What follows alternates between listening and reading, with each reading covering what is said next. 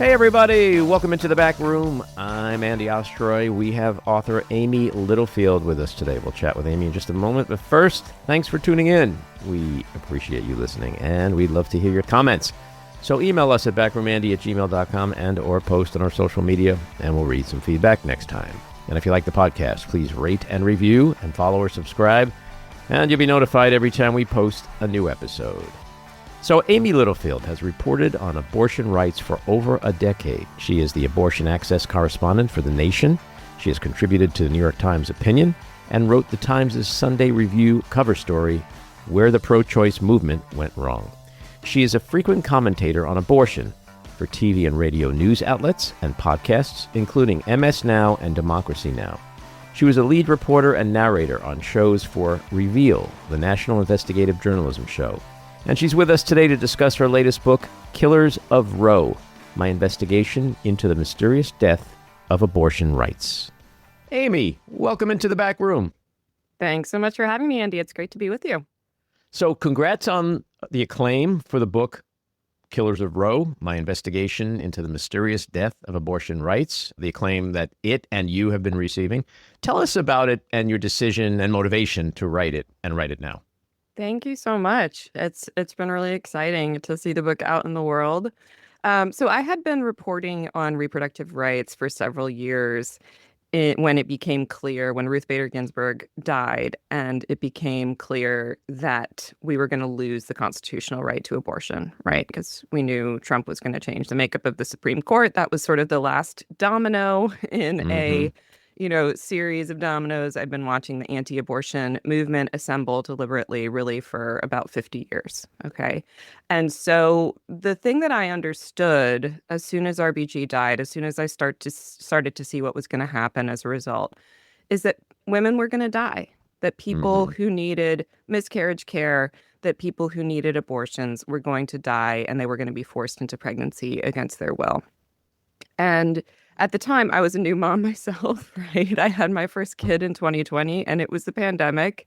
And the only thing I could read was murder mysteries. It was like I wasn't sleeping very much. Like my brain was shot. There was a pandemic on. I was racked with anxiety. And then it was like the rage of understanding where abortion rights, which I'd covered for much of my career, were headed, right? And so my retreat was Agatha Christie murder mysteries. I don't think I'm alone there. I think this was like an escapism thing for a lot of us, right? Still is for me. I'm a Dateline guy, so I understand totally what you're talking about. Okay. Yeah, you got to have something, right? Especially if you're going to be covering the news, much less, being part of it. And so I decided to dig into the history of how we got here. Right. How we lost a constitutional right that is deeply popular. Right. Most Americans want abortion to be legal. And so how did that happen? How did the anti-abortion movement pull this off? And I was really interested in the kind of behind the scenes figures, right? The people who I hadn't heard of, even though I'd been covering this for many years. I knew about who brought the legal case and who wrote the Mississippi law and who was on the Supreme Court. But I wanted to find the kind of behind the scenes activists. The secret killers, if you'll indulge me in that metaphor. And so that's how this came about. So that's how I ended up reporting a book that tells the 50-year story of the kind of behind the scenes figures and motives responsible for the death of abortion rights. It tells the story of the lives that were lost along the way, right? This is really about people who died preventable deaths because of policies that were instituted by men who, as I learned when I spoke with them, believed that they had a direct line to God himself and were earning passage into heaven for their actions. And so it's a deeply complicated and nuanced history, and I hope it's told in a light and digestible way, even though it's very serious, because murder mysteries are my escape, and I needed that hook to kind of get myself to report this book. Yeah, well, you frame Killers of Roe as a murder mystery, complete with unsuspected killers, multiple plot twists, surprising characters, and complicated heroes. Was it really the Agatha Christie rabbit hole that you went down that gave you the motivation to write it in this kind of a structure? And when did you realize that the story was really less about one Supreme Court decision than decades of ruthlessly calculated planning and strategy. That's right. That's right. That's right. Yeah. I mean, I think I had been covering abortion as a news issue, right? I had been covering the day-to-day strategies around bills that were being advanced in state legislatures, around the way abortion was talked about or not talked about in elections. And so studying that sweep of history, going back to the 1970s and saying, where did this really all start? It started, actually, in my mind, the most important starting point was this policy called the Hyde Amendment that banned federal funding of abortion and cut off access for low-income people who needed abortions in most of the country. And in a way, you could say, well, that was it. Once you decided this is not something the government was going to fund, and once abortion was put into this other category in terms of health insurance for low-income people, it not only shaped access for millions of women, right, who were on Medicaid and were now going to have to raise $500 or more out of pocket if they wanted an abortion. It shaped the way that the abortion rights movement had to respond, right? Because many of the most committed, justice-oriented people in that movement were going to spend their days raising the money to give the $500 to the person who needed to be able to get an abortion and now couldn't because Medicaid wasn't going to cover it anymore. And so that was sort of my starting point. And I knew the Hyde Amendment existed. I knew it was renewed every single year, right? This is renewed every year as part of the annual appropriations process by every Congress, Democrat, Republican. It's become such a normal part of our politics. And so for me, that was the Rosetta Stone, was like, we've got to go back to that policy, understand who was responsible for that. And spoiler alert, one of the answers is a lot of Democrats, right, supported this policy. Another culprit was the Catholic Church, right? That's probably not going to surprise people Shocker. familiar with this history. But there were some interesting, surprising folks I met, people like Paul Herring, who I'd never heard of, not a famous guy. But he, it turned out, had written an early draft of the Hyde Amendment and had tried to sell the Catholic Church on the issue a few years before they were ready for it.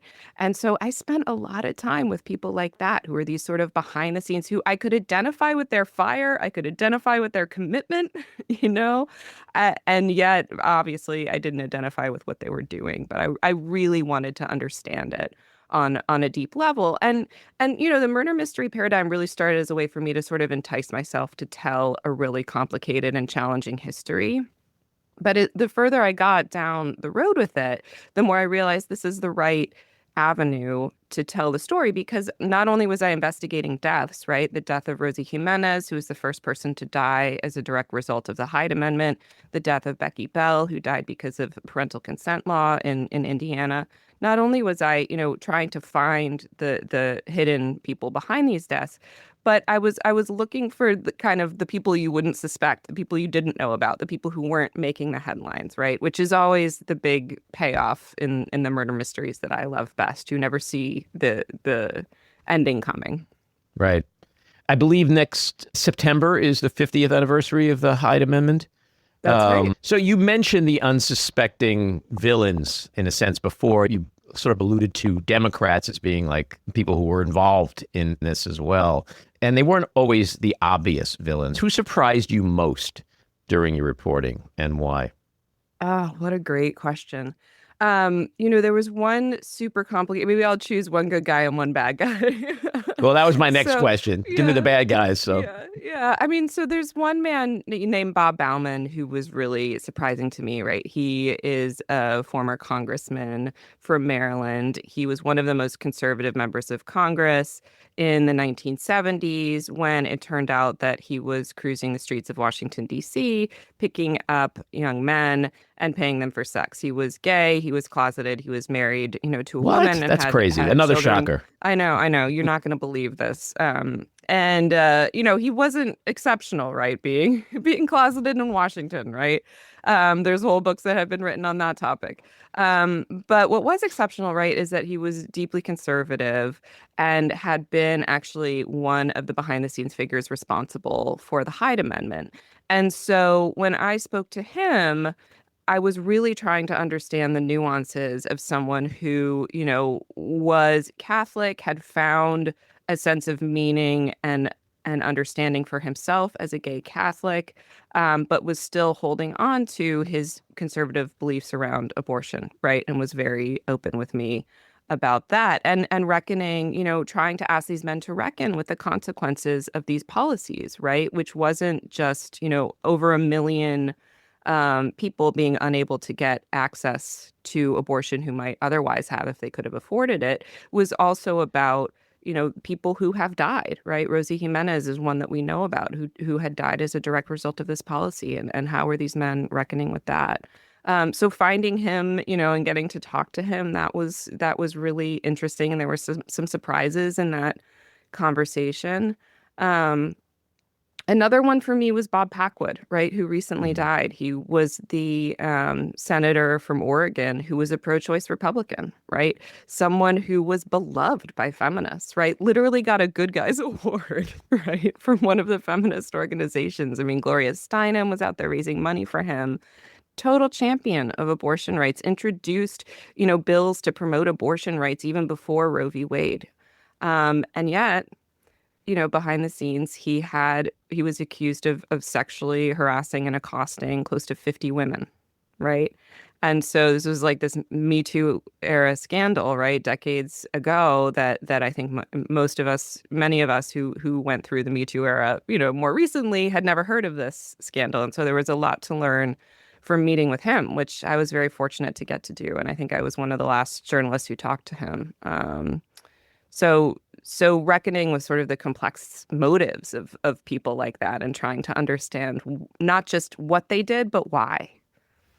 In the book, you weave together policy and history and some of these deeply personal stories. You mentioned Rosie, and I think you mentioned another woman Becky before Bell. that as well. Yeah.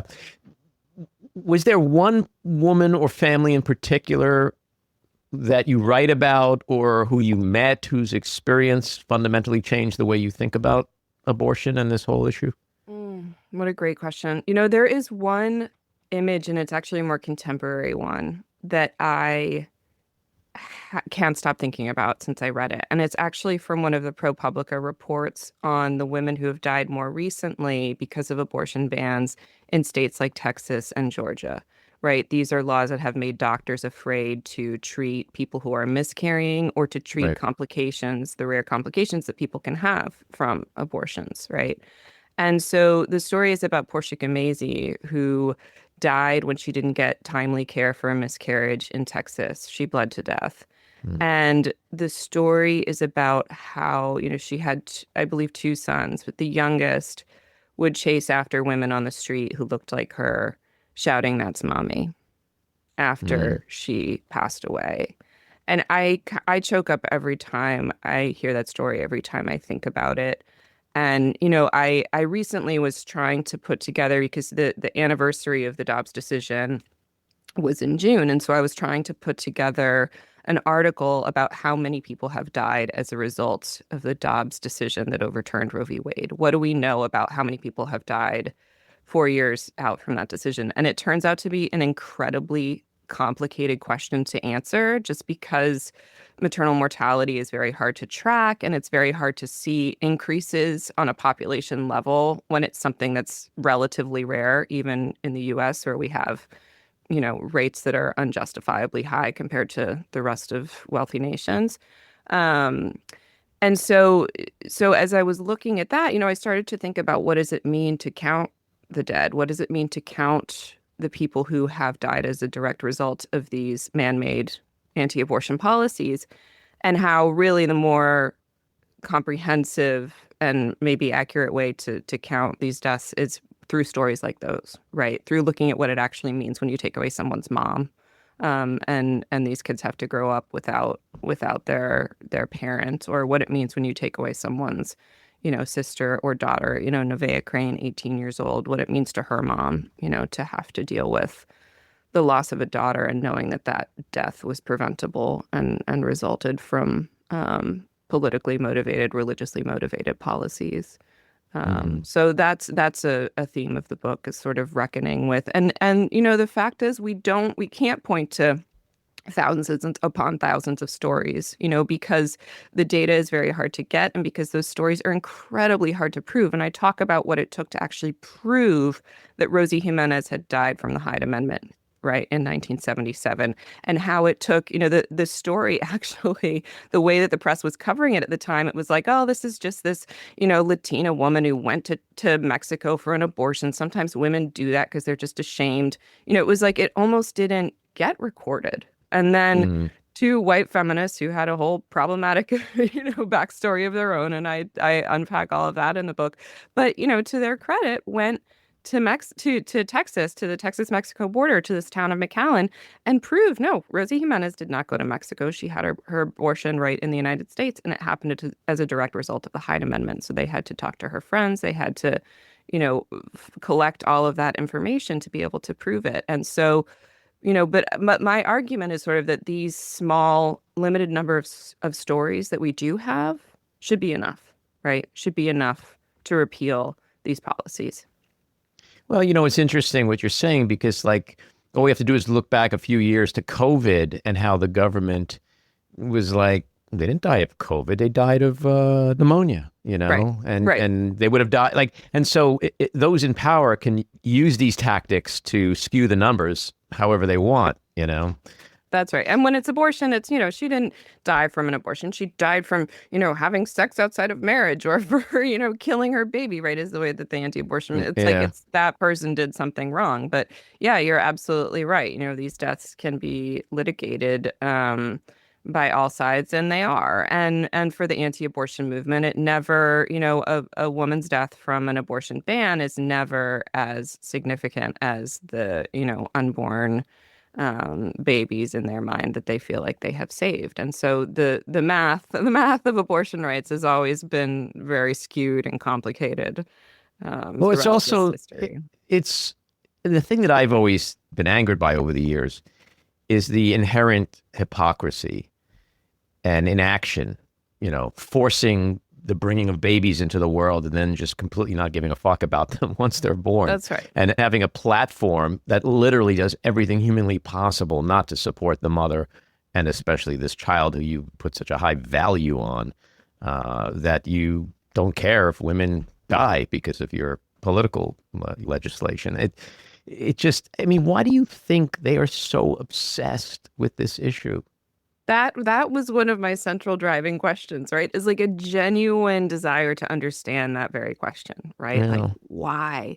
Um, and I think it's complicated, right? I'm not going to paint everyone with a broad brush, but some of the answers I found when I dug into that, right? I mean, I think you'll find the true believers, right? And so I talk about this alliance of true believers and political opportunists that were needed to bring about the end of abortion rights. Some of the true believers were devout Catholics or Christian evangelicals who genuinely believed. And I think some of the Catholics, it was like, this is a top-down religion, right? You take your words from above. The Catholic Church says abortion is wrong, and they took that very seriously. And they believed that by fighting abortion, they were going to earn their way into heaven, and they were going to do what the God of their understanding wanted them to do. And when I would ask that question directly to some of these men, whether it was Paul Herring or Bob Bauman, who were the kind of hidden architects of the Hyde Amendment, or Randall Terry, more recently the fiery militant anti-abortion activist who launched Operation Rescue and used to lead hundreds of people to blockade abortion clinics in the 80s and 90s. They gave a similar answer, which was like, well, I hope when I get to the gates of heaven, it's on my list of achievements. And so there was this sort of almost transactional answer that I got. I think there's a different layer to your question too, though, which is like, why do they care about the fetus so much? Right? Or, Or yeah, like, I mean, it's like you can care and you can yeah, have beliefs, yeah, but why do you need to control my body? yeah, yeah. And I think, I mean, abortion is Kristen Luker, the sociologist, wrote a book about abortion and how it's sort of a referendum on motherhood, right? Like how it's a stand-in for sort of the way that our culture and politics negotiate different interpretations of what mothers are and should be, right? And so, for Christian conservatives, it's like motherhood is easy and breezy, and you wear your linen dress and you bake your sourdough bread and you you know, have 7 kids. And like the left likes to complain about motherhood and they want you chained to your desk and aborting your babies. And so part of it is this sort of like different cultural, the way that we Yeah. negotiate and understand like what motherhood and family making are, right? And another part of it that I really didn't understand until I dug into the history of the book is that I think there is like a genuine commitment to the unborn baby, as they would understand it, or fetuses or embryos as science would understand it, right? And it stems from when you look at the trajectory of the anti-abortion movement and when the sort of modern day iteration of it originated, it really came out of this reaction to the civil rights movement and to feminism. And this era when not only did you have women asserting their reproductive rights and their right to work outside the home, and those two things being quite integrally related, but you had Black Americans calling attention to white supremacy, right?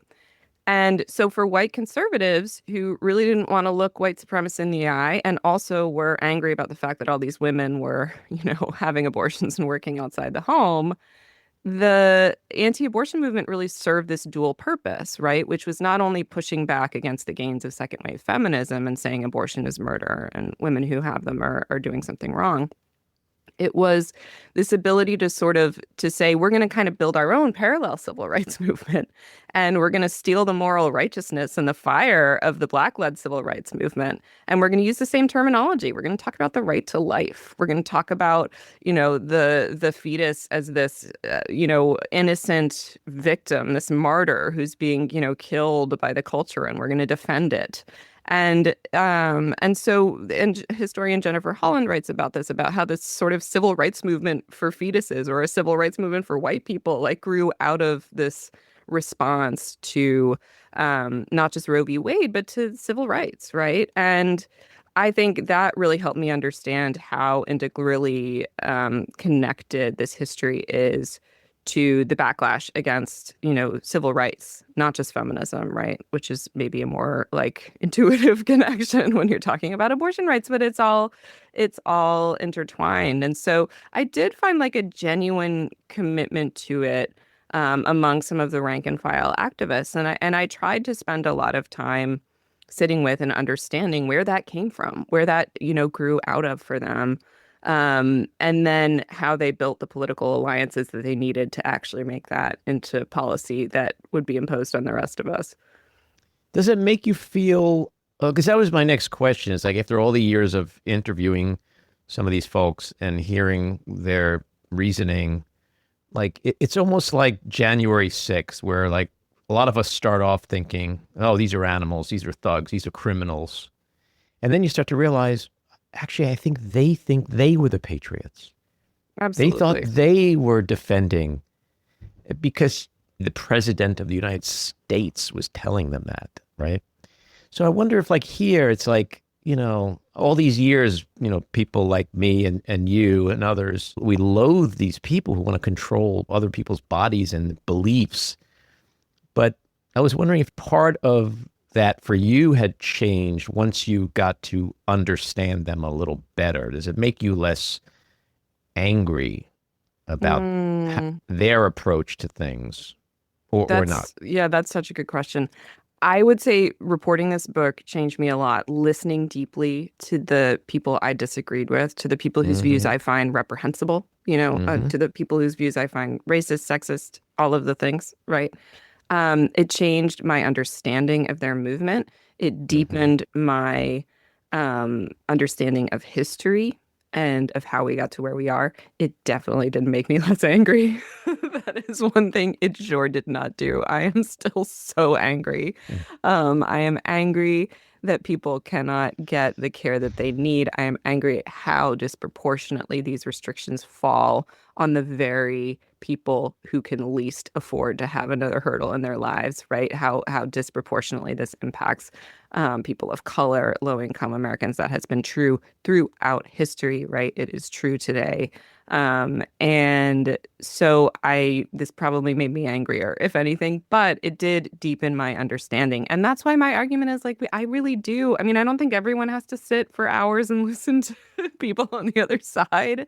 But I guess I feel like, especially as a cis white woman who can show up in these spaces and blend in a way that gives me an identity crisis every time, right? When I went to the Moms for Liberty conference several years ago, and all it took is just like I put on the right dress and some makeup and I go, and no one gives me a second look. And then there were protesters outside, and I was like, my people, and they were like, who are you? You like, you've got this Moms for Liberty badge on, and I was like, no, I write for the nation, like please. So, I can go in there and I can feel safe, in those spaces in a way that a lot of people of color or, people who are trans, like people who are visibly part of the communities that white conservatives deride, can't do. And so I sort of see this as like something I can go in and listen and bring back and share. And that's sort of my contribution to the movements that I do believe in that are fighting for social justice. And so that's what I was trying to do here, to go back through history, to interview these people, to try to, get their side of the story and then reconcile that with my understanding of what really happened, and present a richer understanding of people who I do think we tend to sort of dismiss or not want to listen to or see as just like, okay, they hate us, right? Like they hate women, they hate Black people, they hate trans people.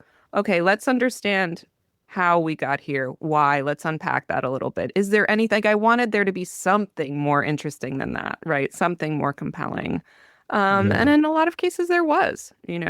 And I think there is a mandate in this moment, for us to all understand how we got here and who these people are, if we're gonna find a way out of it, right? And understand, for me, understanding the motives, right? Like understanding that the 80-something-year-old man sitting in front of me was once a like young boy running through a big front yard in Texas, being told by a devout mother that he loved that if he behaved himself, one day he was going to meet her again in heaven. Like, if I try to apply that understanding, I start to see a human being in front of me, right? Right. Well, that's what I was all of these things. Yeah. getting at, because, like, I guess my question, to qualify it a little bit more, was not so much the leadership of the church or the synagogue or Washington, D.C., it's just people at home who may be in one way or another manipulated or indoctrinated over the years into this convoluted way of thinking. Like, I almost wish there was a test case that would go all the way to the Supreme Court where a pregnant woman, a newly pregnant woman, argues in court that she shouldn't have to pay her ticket for being in the HOV lane by herself because she actually has another human being with her, right? Because we're all told life begins at conception, right? It's not a zygote or a embryo or a fetus. It's a human being. Well, the sign says 2 or more people and you're good, right? So why wouldn't that apply?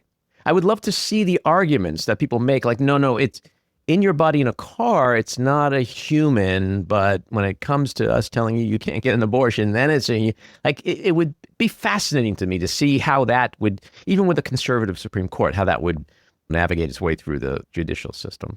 I would be very interested in that too. I have to say, that's a creative idea. And hey, why should we let the other side have all the creative ideas, right? I mean, some of them have got to go. Yeah, we can manipulate people too.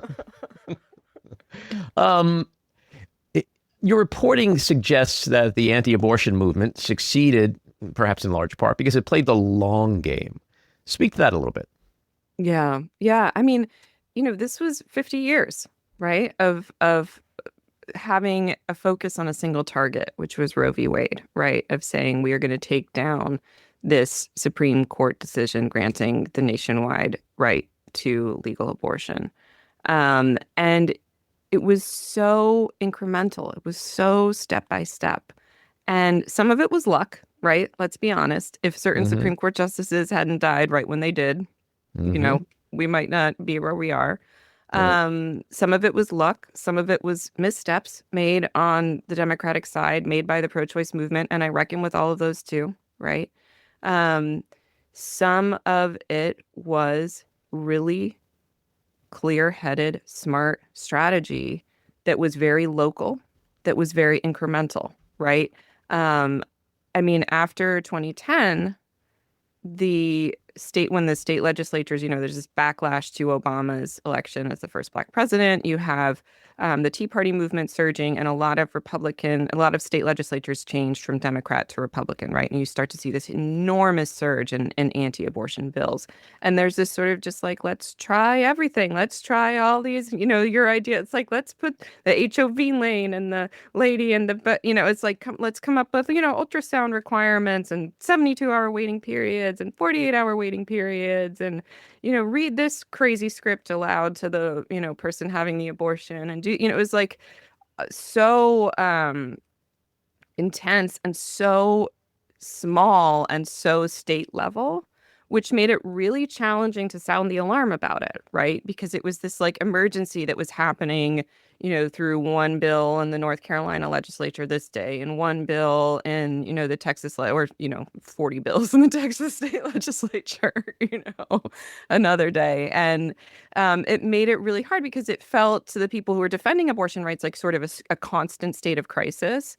And then a lot of it was in the courts, right? And so and there was this dependence, I think, by the pro-choice movement, which is one of the missteps, on the courts being this backstop that we're going to uphold what had been a court decision originally, Roe v. Wade, which, worked as a strategy for a long time until it didn't. But I think, and I think the other thing to really understand about the anti-abortion movement's strategy that maybe is only clear in retrospect, because I don't necessarily think there was a mastermind being like, here's how we need to do it, right? Um, they had this incremental strategy, right? Passing anti-abortion laws, most of them at the state level. The Hyde Amendment, which was a federal policy, was the first, major example that I look at and sort of the Rosetta Stone. Incremental chipping away at abortion rights that stigmatizes abortion, that silos it off from the rest of healthcare, that keeps it a salient issue for Republicans, especially at the state and local level. But you also had other strategies that were often divisive, that were often in conflict, right? The rescue movement being one of them, where you have Randall Terry firing up all these evangelicals to lay their bodies down in front of abortion clinics, and they get carted dead weight off to jail, and the jail cells are filled with hundreds of white people who are cosplaying as civil rights activists, and they all bond together. And and that movement actually was at odds often with the mainstream anti-abortion movement, which wanted to be more incremental, which was building alliances with Republican politicians. And yet, somehow, in retrospect, those divisions can sort of look like strengths because you can see how the more militant wing in the movement was terrorizing abortion providers and, shutting down clinics and putting abortion on the nightly news and making it look like this really controversial topic, even though most Americans have for a long time wanted it to be legal. You can sort of see how these different strands all conspired together to get us where we are today. Now, no one totally planned that, right? That I know of. No one said to Randall Terry, like, "Hey, here we need both of these things," and yet you can see how that strategy was really successful in retrospect. And one of the hard truths to admit in reporting this book is that the anti-abortion movement was a really strong grassroots movement, right? It wasn't just a bunch of masterminds at the Alliance Defending Freedom cooking up a legal strategy. It wasn't just Leonard Leo and the Federalist Society figuring out how to rearrange the right Supreme Court justices to, and funding, right, and all of their money to make, that project happen. A lot of it was grassroots activists who were coming up with these ideas, who were developing these strategies, who were executing these experiments in real time to see, is this, law to require a transvaginal ultrasound going to work? Oh, people don't seem to like it. Well, let's phrase it this way, and that was a lot of grassroots involvement, right? And my theory of history is that it's not brought about by the most powerful, well-funded people, exclusively. That real people mobilizing the streets, mobilizing in state legislatures, working hand in hand, that's how change happens, right? And Right. so I was interested in seeing how that played out on this issue, including on the side that I disagreed with, right? And giving them some credit for, building a really, really robust grassroots movement that frankly out-organized the abortion rights movement at pretty much every stage of this history. One of the more provocative ideas in the book is that some of Roe's demise can be traced to compromises made by abortion rights supporters themselves. Where do you think the pro-choice movement miscalculated or just plain screwed up? Yeah.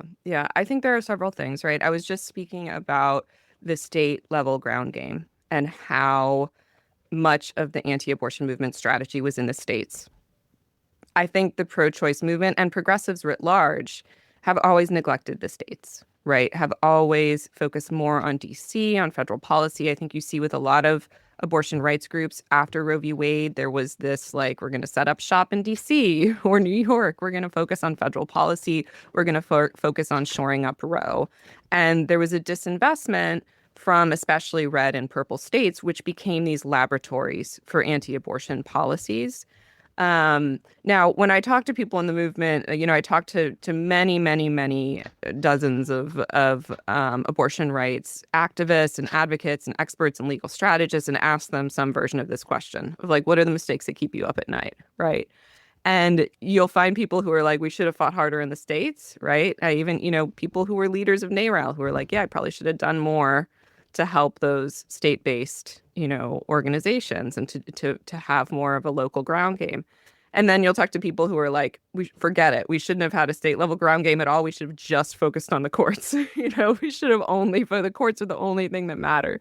And, so obviously the movement is still reckoning with that question. You don't have a loss like losing Roe v. Wade and not, reckon deeply with all of the different missteps along the way.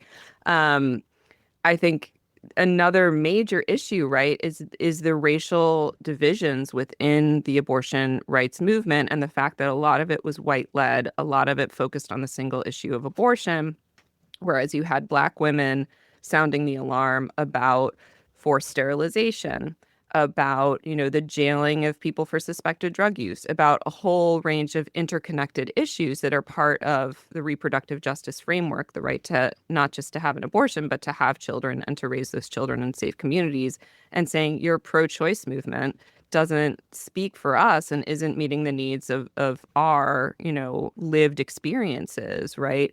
Something Sarah Matheson points out in her book, Reproduction Reconceived, is that Roe v. Wade happens in 1973, sort of at the very moment when you have the decimation of the social safety net, the rise of mass incarceration, all of these different forces coming into play that make the idea of choice sound completely meaningless to portions of the population, right? If your partner is in jail or you're in jail or, you're in immigrant detention or or you don't have the money and your food stamps have just been cut, like what does choice mean, right? And so this framework that I think often sounded good in Washington or sounded good to some of the middle-class white women who were coming up with these strategies, like didn't always resonate with people's lived experiences, especially for women of color. And that made it hard to build an intersectional grassroots movement of the kind that I think would have been needed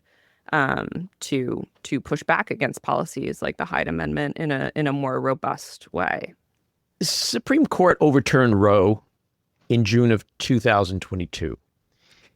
Yet turnout by young voters and women in that year's midterms and the 24 election failed to live up to the predicted Roevember, right? The Roevember backlash and the expectations that were going to come from that. But in fact, Republicans took control of the House in 22. How do you explain all that? What happened? Where was the outrage? Where was the rushing to the polls to take back Washington and codify Roe? And all? It just was like, it seemed to me that people were just like deflated. They gave up. Well, Okay. I think the answer on that is complicated, right? the one way to measure abortion as a political issue is to look at ballot initiatives, right? And Hmm. so after Roe v. Wade fell, there was a record number of abortion ballot initiatives. Most commonly, almost always, the pro-choice side of that wins, Right. regardless of where you are. And I think that is a testament to people when they are given the opportunity to vote directly on the issue, right? And I spent my election night 2024 in Amarillo, Texas, which is a chapter in the book, right? One of the reddest pockets of the country where abortion was directly on the ballot. There was a so-called travel ban, right? It was what the opposition called it, but a ban that would have prevented people from driving through the Texas Panhandle to leave the state for an abortion, um, or tried to do so. And Amarillo, Texas rejected it, right? They voted for the pro-abortion rights side of that. They also voted for Donald Trump, right? And so Hmm. if you can understand that puzzle, you can understand what is going on with abortion in as a political issue in the United States, which is that it doesn't always sway the candidate that people vote for. It is a truly bipartisan issue. There are a lot of Republicans, especially Republican women, who want abortion rights to be legal, who see it as a matter of personal liberty, who have lived experiences with IVF or with miscarriage that make them um, vehemently opposed to abortion bans. What I think we see time and time again is it's not enough to change the candidate that somebody votes for. And I also think there is coming back to the earlier point about the choice framework, right? I think we started to see after the fall of Roe v. Wade, Democrats really talking about abortion rights for the first time. And so it was like, okay, Democrats have embraced abortion as a talking point, and now we're going to see if it changes the outcome of the elections, and when Kamala Harris won, oh God, can you tell I'm still wishing for it? Yeah. Kamala Harris lost anyway in Yeah. She 2024. she lost, Amy. God We damn have to it. let go. She I thought, lost. who's the president right now, Andy? Um, It's that I have, guy. it's that guy. The guy, the one, the convicted felon accused of sexual assault by over 20 women, Um, who's in the Epstein files, accused of raping and physically assaulting a 13-year-old girl. Like that oh guy my God. Wait, was he's the chosen president? again with all that Oh, knowledge. See, yeah. that's the Okay. crazy All thing. right. Yes. Yeah, it does sound bad when you put it that way. Okay. Yeah. Yeah, and I think it is pretty bad. I guess, one explanation that I have, and having spent like a lot of time talking to white women who voted for Trump and yet are pro-choice or pro-abortion rights or don't think their daughter or themselves, should have, political mandates for what to do with their bodies, trying to solve this puzzle. Um, it did make people angry. And it was not the only thing happening in people's lives. And the third point I want to make here, which is about the Democrats, is that I don't think Democrats have found a way yet, at least most Democrats have found a way to talk about abortion rights that actually resonates with people's real lived experiences, right? The fact that abortion was siloed off from the rest of healthcare, that it was siloed off or, attempted to be siloed off from, miscarriages, from birth control, from IVF, from the right to have a family, was a legal right decision, not because that's how people actually live our lives, right? The same person who has a miscarriage has a baby the following year. The same person who has an abortion has a baby 10 years later. These are not separate experiences. And Mhm. often the way that people live and talk about these experiences are as economic issues, right? Like abortion is a kitchen table issue. It is an issue that partners sit around the table and debate. Do we have the money to be able to afford a child that we may want or not want, right? It's all intertwined in people's lived experiences. And I think all too often choice is still talked about as this, siloed off issue that is, part of the culture wars and separate from economic concerns, separate from things like housing, separate from things like incarceration. And the reality is like, it's not. It's not. This is all part of the framework of people's lives. And so I think, it's not necessarily connecting the way that Democrats are talking about it. But I mean, I do think that you see the evidence of the outrage and how it can move the needle in the way that it is treated at the state and local level. And I do think one of the silver linings of Dobbs, if we can say that there have been any, is that it has renewed the focus by Democrats and progressives on state and local politics, because that is where this change gets made, right? Mm-hmm. Abortion has always been shaped in the states.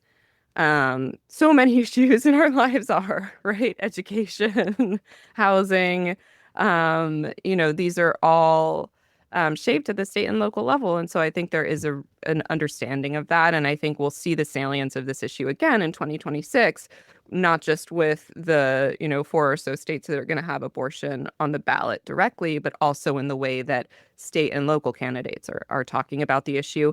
And in the way that people are living the experiences of dealing with abortion bans. I mean, I think that's the other thing. Right after the Dobbs decision, I think there was a huge amount of outrage over the symbolism of Roe v. Wade being overturned.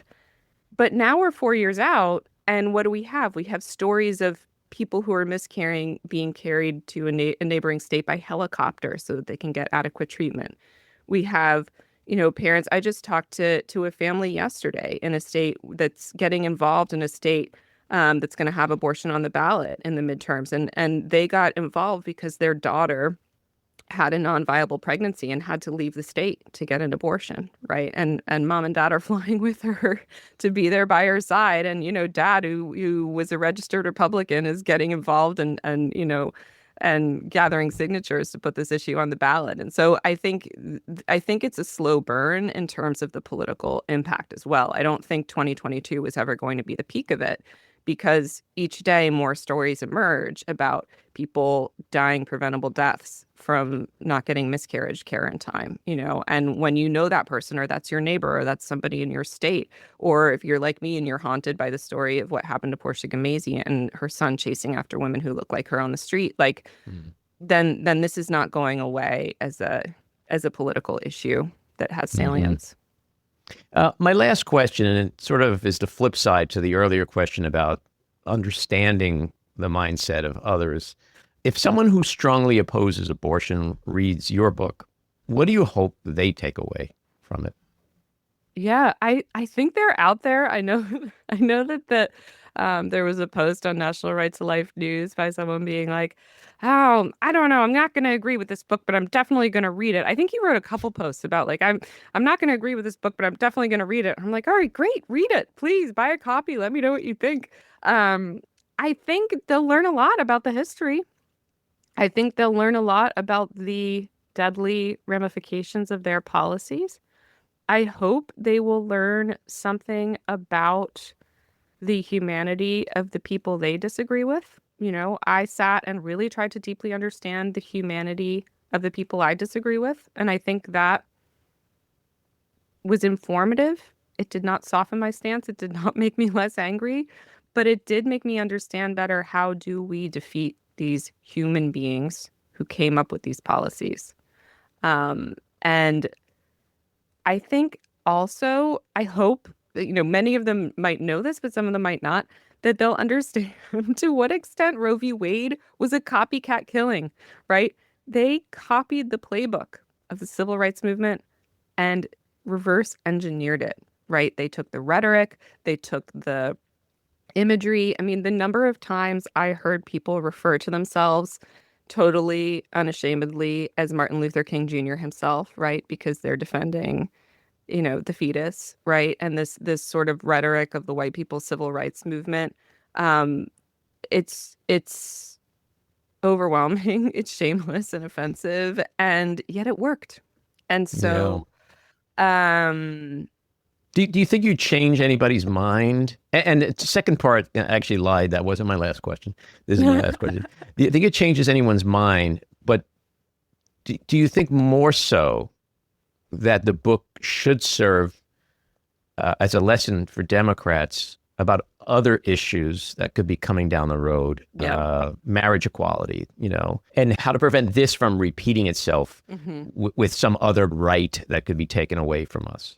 Yeah, I think absolutely. And when you said marriage equality, I mean, it's like it's these pinch me moments where you're in, right? Where it's like, right, we're having like the conservative movement right now is having a debate about whether women should be allowed to vote. Okay, like that's where we are, right? This is this is how far the Overton window So has they're moved. smart. They're doing it indirectly, Yeah. the Save America Act. Yeah. But the way it's written does Right. it is a lot of risk for women because of name changes when they get married, things like Exactly. that. The possibility of them not being able to vote on election day if they're not And informed and hey, took care of it before then. if Dobbs is not a salient issue anymore, why are they so scared of women voting? I would ask. Well, they're But scared of everything. They're scared of This is my conclusion to the conservative. Stop being so damn scared of everything that breathes that doesn't look or sound like you.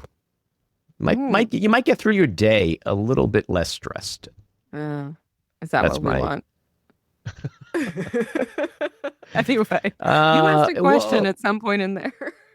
Yeah. Well, it's about the lesson that Democrats The should lesson for learn Democrats.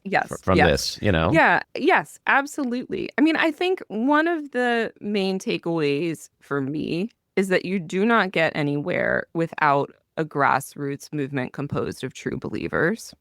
You cannot get somewhere just on, by electing political leaders or appointing the right, justices on the court. That is not enough to meaningfully change the arc of history.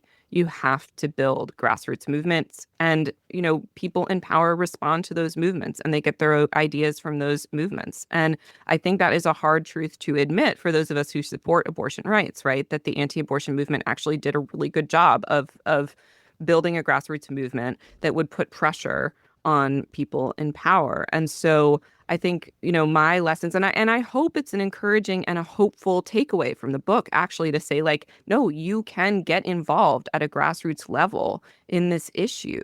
You can get involved with your local abortion fund that's counteracting the Hyde Amendment by paying for people's abortions. You can get involved in what's going on in your state legislature. My state here in Massachusetts just repealed or just eased the restrictions on abortions later in pregnancy.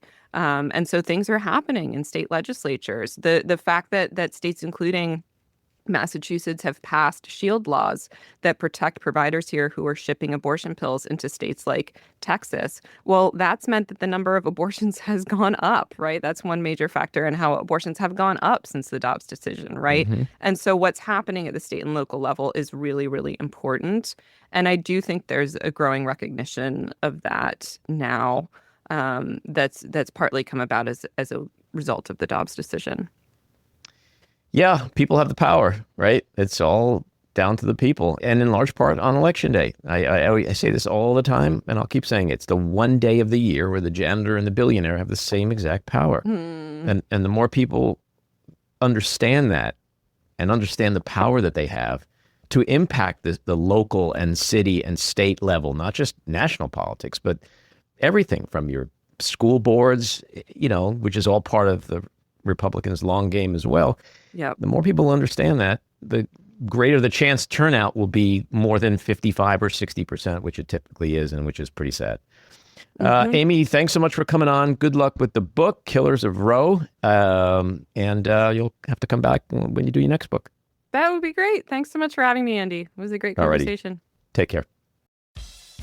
This episode was produced and edited by me, Andy Ostroy. It was co-produced by Matty Rosenberg and Jen Hammoud for Radio Free Rhiniecliff, with additional editing by Matty Rosenberg, music by Andrew Hollander, and graphic design by Cricket Lengyel. And with a special thanks to our sponsor, The Epicurean. Again, thanks for listening. Please rate and review wherever you get your podcasts, and subscribe to the Backroom with Andy Ostroy YouTube channel, where you can watch full videos of our interviews. See you next time.